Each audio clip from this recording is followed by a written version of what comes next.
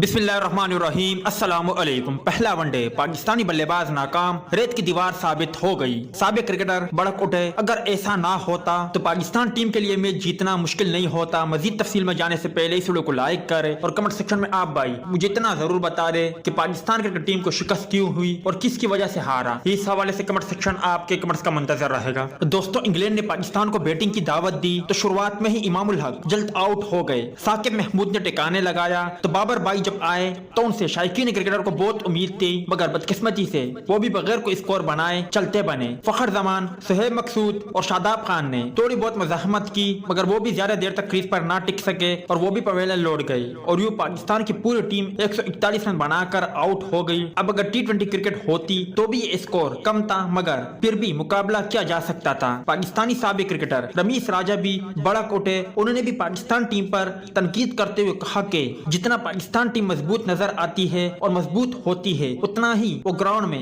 کمزور بن جاتی ہے اور اوپننگ کا مسئلہ صدیوں سے چلتا آ رہا ہے۔ اس کے علاوہ مڈل آرڈر بھی مسلسل ناکام ہو رہی ہے۔ اسی وجہ سے آج کے میچ میں بھی یہ دونوں ناکام رہے اور اسی وجہ سے پاکستان کرکٹ ٹیم کو شکست کا سامنا کرنا پڑا، خاص طور پر جب بابر اعظم آؤٹ ہو گئے۔ پھر پاکستان کرکٹ ٹیم کے کھلاڑی وقفے سے آؤٹ ہوتے گئے اور یہ پاکستان کرکٹ ٹیم کی شکست مقدر بنی۔ اگر اگلے میچوں میں پاکستان ٹیم نے کامیابی حاصل کرنی ہے تو خاص طور پر پاکستان کرکٹ ٹیم کی اوپننگ اسٹینڈ اور مڈل آرڈر پر کام کیا جائے یا انہیں بہتری دکھانی ہوگی، تبھی پاکستان کرکٹ ٹیم آنے والے میچوں میں کامیابی حاصل کر سکتی ہے۔